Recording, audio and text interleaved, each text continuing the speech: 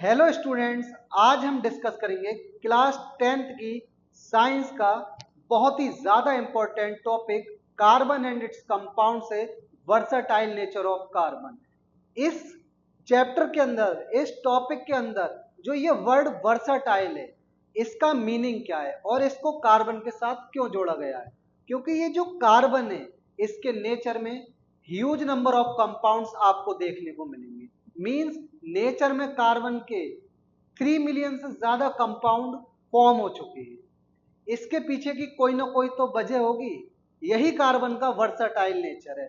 और इतने सारे कंपाउंड्स के पीछे जो रीजन है वो ये है कि कार्बन जो है वो शो करता है कैटिनेशन। क्या शो करता है कार्बन? कैटिनेशन। पहली बात तो ये।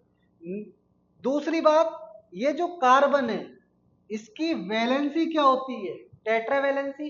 दैट इज ये टेट्रावैलेंट नेचर में होता है। एक ये भी वजह है इसके नेचर में ज्यादा कंपाउंड्स होने की। तीसरी प्रॉपर्टी है कार्बन मल्टीपल बॉन्ड बनाता है। दैट इज सिंगल बॉन्ड बनाता है, डबल बनाता है और ट्रिपल कोवेलेंट बनाता है। ये 3 तरीके के बॉन्ड्स बना सकता है। इस वजह से भी नेचर में कार्बन के बहुत सारे कंपाउंड्स आपको देखने को मिलेंगे।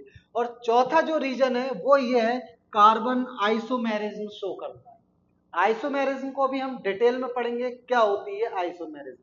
तो ये 4 वजह हैं जिसके वजह से कार्बन के नेचर में बहुत सारे कंपाउंड्स अवेलेबल है। अब सबसे पहले हम इन चारों नेचर में डिस्कस करते हैं कैटिनेशन क्या होती है।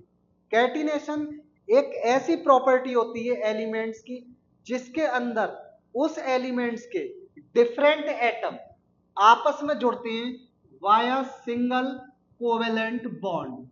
Via single covalent bond. और क्या बनाते हैं ये? स्ट्रेट चेन्स बना सकते हैं। इस तरीके की स्ट्रेट चेन बना सकती है। दूसरा, ये ब्रांच्ड चेन बना सकते हैं कुछ इस तरीके की। और तीसरा आपका ये है, ये साइक्लिक चेन्स बना सकते हैं। डेट इज रिंग बना सकते हैं।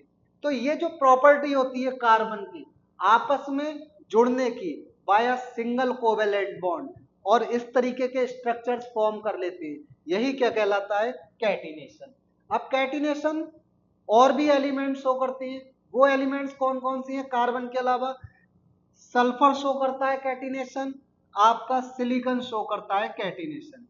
ये तीनों एलिमेंट्स शो करते हैं कैटिनेशन। लेकिन यहां पर आपका जो कार्बन है ये लार्ज एक्सटेंट तक कैटिनेशन शो करता है, लेकिन सिलिकॉन और सल्फर लार्ज एक्सटेंट तक कैटिनेशन शो नहीं करते। इसके पीछे की वजह जानते हैं हम। इसका क्या रीजन है कि आपका जो कार्बन होता है वो लार्ज एक्सटेंट तक कैटिनेशन शो करता है और सल्फर और सिलिकॉन लार्ज एक्सटेंट तक कैटिनेशन शो नहीं करते। तो इसका जो मेन रीजन है वो ये है कि ये जो कार्बन होता है इसका साइज, डेट इज इसके एटम का साइज स्मॉल होता है इन कंपैरिजन टू सिलिकॉन और सल्फर।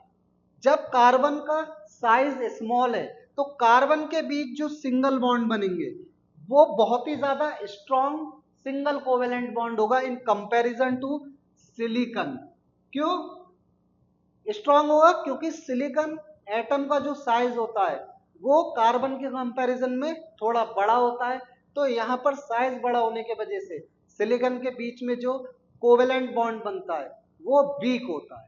यही वजह है कि कार्बन का जो लार्ज नंबर सॉरी ये जो यही वजह है कि ये जो कार्बन लार्ज एक्सटेंट तक कैटिनेशन शो करता है, इसका जो साइज होता है वो स्मॉल होता है। इस वजह से ये ज्यादा कैटिनेशन शो करता है इन कंपैरिजन टू सिलिकॉन।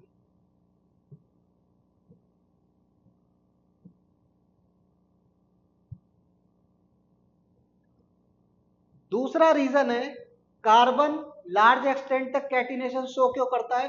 क्योंकि कार्बन आपका जो होता है ये कार्बन कार्बन के बीच जो बॉन्ड बनाता है वो स्ट्रॉन्ग बॉन्ड होता है इन कंपैरिजन टू सिलिकॉन, जैसा कि मैंने अभी आपको बताया था। और तीसरी प्रॉपर्टी है, ये जो कार्बन होता है आपका, इसके प्रॉपर्टी होती है ना तो ये आपका 4 इलेक्ट्रॉन गेन कर सकता और ना ही 4 इलेक्ट्रॉन लॉस कर सकता। दैट इज ये डोनेट नहीं कर सकता। तो ये जो 3 रीजन है, कौन कौन से? कार्बन का साइज स्मॉल होता है, दूसरा कार्बन कार्बन के बीच जो कोवेलेंट बॉन्ड बनता है वो स्ट्रांग होता है, और तीसरी बात, कार्बन ना तो इलेक्ट्रॉन लॉस कर सकता और ना ही कार्बन इलेक्ट्रॉन गेन कर सकता। ये 3 वजह हैं जिस वजह से कार्बन नेचर में लार्ज एक्सटेंट तक कैटिनेशन शो करता है।